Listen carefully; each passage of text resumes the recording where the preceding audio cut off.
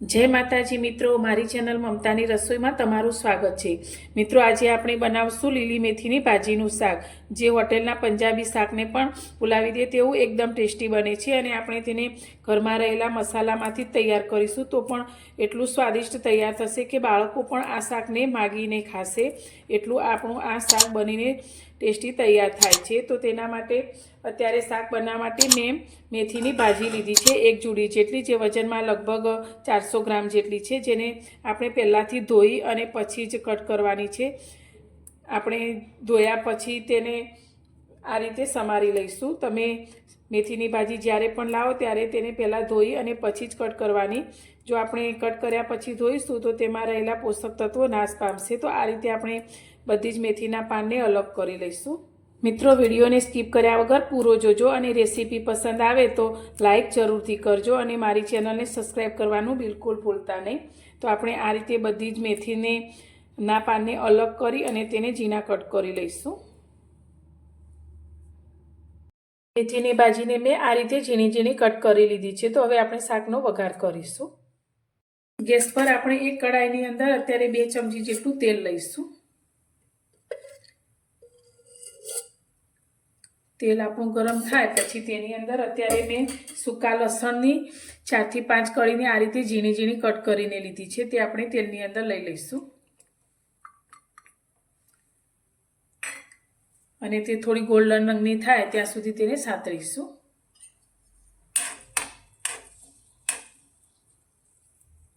આપણું સારી રીતે સંતળાઈ ગયું છે। તો હવે આપણે જે મેથીની ભાજી લીધી છે તે કઢાઈની અંદર લઈ લઈશું અને આ ભાજીને આપણે તેલની અંદર 2 થી 3 મિનિટ માટે સાતળી લઈશું। તો આ રીતે તેલમાં મેથીને સાતળવાથી શાકનો સ્વાદ ખૂબ જ સારો આવે છે અને મેથી આપણી ગ્રેવી સાથે સારી રીતે મિક્સ થઈને ઝડપથી શાક આપણું તૈયાર થાય છે।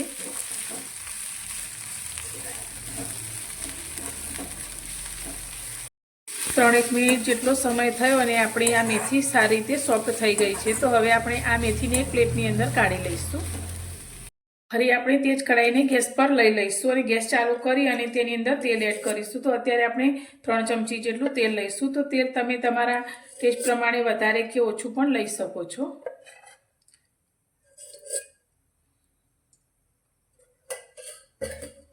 તેલ આપણું થોડું ગરમ થાય એટલે આપણે તેની અંદર 1 ચમચી જીરું એડ કરીશું।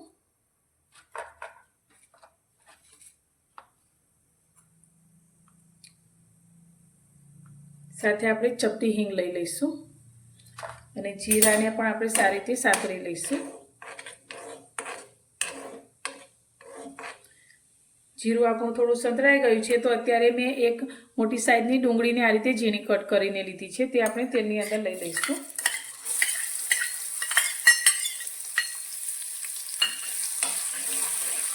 ગેસની ફ્લેમ આપણે મીડિયમ રાખી અને આ ડુંગળીને 2 મિનિટ માટે સાતળી લઈશું જેથી તે સારી રીતે સોફ્ટ થઈ જાય।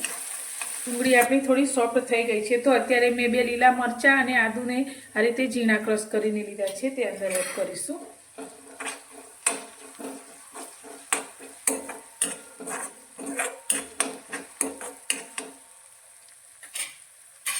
હવે આપણે આની અંદર મસાલા કરીશું। તો આપણે અત્યારે એક વાટકી લઈ લઈશું અને તેની અંદર અડધી ચમચી આપણે હળદર એડ કરીશું।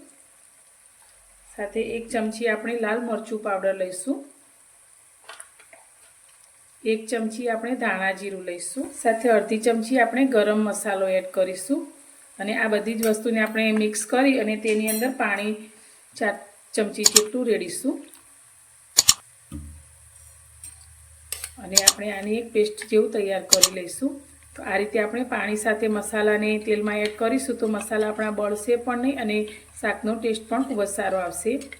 તો આપણા આદુ અને મરચાં પણ સારી રીતે સંતળાઈ ગયા છે। તો હવે આપણે બનાવેલી પેસ્ટને તેલમાં લઈ લઈશું।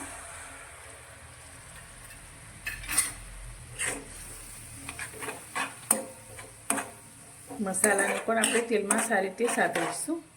મસાલા પણ તેલમાં સારી રીતે સંતળાઈ ગયા છે। તો અત્યારે મેં એક મોટા ટામેટાની પ્યુરી તૈયાર કરીને રાખી છે, તે આપણે અંદર લઈ લઈશું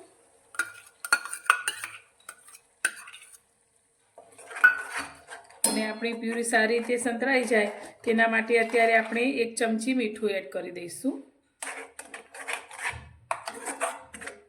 તો આપણે શાકના ભાગનું મીઠું અત્યારે જ એડ કરી દઈશું. આપણે મેથીની અંદર મીઠું એડ નહોતું કર્યું એટલે અત્યારે આપણે બધું જ મીઠું એડ કરી દેવાનું છે. હવે ગેસની ફ્લેમ આપણે ધીમી રાખી અને આ ગ્રેવીને ઢાંકી અને ચડવા દઈશું. આપણા ટામેટા સંતળાય છે ત્યાં સુધી આપણે હોટેલ જેવો શાકનો સ્વાદ આપવા માટે એક પેસ્ટ તૈયાર કરીશું. તો હોટેલમાં આ પેસ્ટ તૈયાર કરવા માટે કાજુનો ઉપયોગ થાય છે, પણ અત્યારે આપણે ઘરમાં રહેલી વસ્તુમાંથી જ આ પેસ્ટ તૈયાર કરીશું. તો તેના માટે મેં અત્યારે શેકેલા સિંગદાણા લીધા છે, જેનો ફોતરા મેં કાઢી લીધા છે. તો તે આપણે 2 ચમચી જેટલા મિક્સર જારમાં એડ કરીશું. સાથે મેં સફેદ તલ લીધા છે, તે 2 ચમચી આપણે અંદર એડ કરીશું. અને આપણા શાકની ગ્રેવી ઘટ થાય તેના માટે મેં અત્યારે ઝીણી બેસનની સેવ લીધી છે, 2 ચમચી તે અંદર એડ કરીશું. તમે બેસનની સેવની જગ્યાએ તાળિયાની દાળ અથવા તો ચણાના લોટનો ઉપયોગ પણ કરી શકો છો. પાણી આપણે 4 ચમચી જેટલું રેડીશું અને આની પેસ્ટ તૈયાર કરી દઈશું.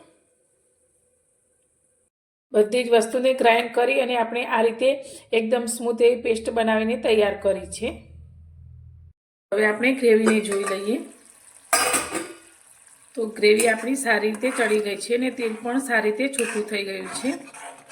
તો હવે આપણે બનાવેલી જે પેસ્ટ છે તેને ગ્રેવીની અંદર લઈ લઈશું.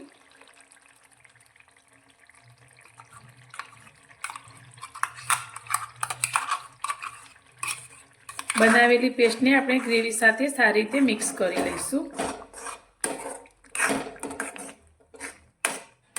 હવે આપણે આ ગ્રેવીને થોડી પાતળી કરવા માટે આપણે તે જારની અંદર અડધો કપ પાણી રેડીશું અને મિક્સ કરી અને ગ્રેવીની અંદર લઈ લઈશું.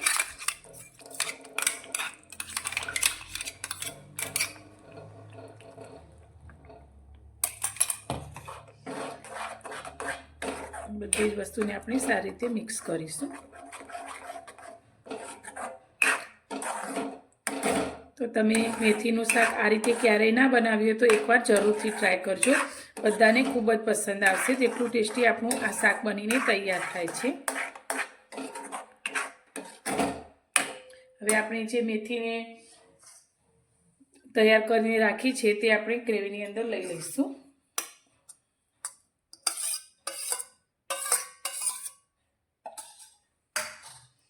અને તેને પણ મિક્સ કરી લઈશું.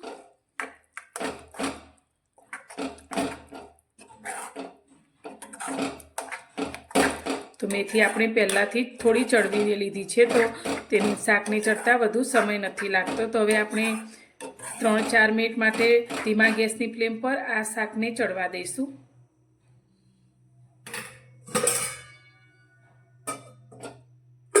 લગભગ 3-4 મિનિટ જેવો સમય થઈ ગયો છે. તો હવે આપણે શાકને જોઈ લઈએ. તો શાકની અંદર થોડું તેલ પણ આ રીતે છૂટું પડવા લાગ્યું છે. તો તેની અંદર આપણે 1 ચમચી જેટલું બટર એડ કરી દઈએ. તો બટર થોડું એડ કરવાથી શાકનો સ્વાદ એકદમ હોટેલ જેવો 100 ગણો વધી જશે. તેને પણ આપણે શાકની સાથે સારી રીતે મિક્સ કરી લઈએ. મિત્રો, તૈયાર છે આપણું લીલી મેથીની ભાજીનું શાક. તો એકદમ હોટેલ સ્ટાઇલ શાક આપણું આ રોટલી અથવા પરાઠા સાથે ખૂબ જ સ્વાદિષ્ટ લાગે છે. તો તમને મારી આ શાક બનાવવાની રેસીપી પસંદ આવી હોય તો વિડીયોને લાઇક કરજો, શેર કરજો અને મારી ચેનલ પર નવા છો તો ચેનલને સબસ્ક્રાઈબ કરવાનું બિલકુલ ભૂલતા નહીં. તો ફરી મળીશું એક નવી જ રેસીપી સાથે નવા વિડીયોમાં.